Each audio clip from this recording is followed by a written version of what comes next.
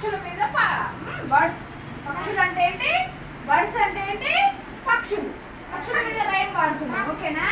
మీరు చెప్తున్న తర్వాత మీరు యాక్షన్ చేసి చూపెట్టాలి. ఓకేనా? యక్షిత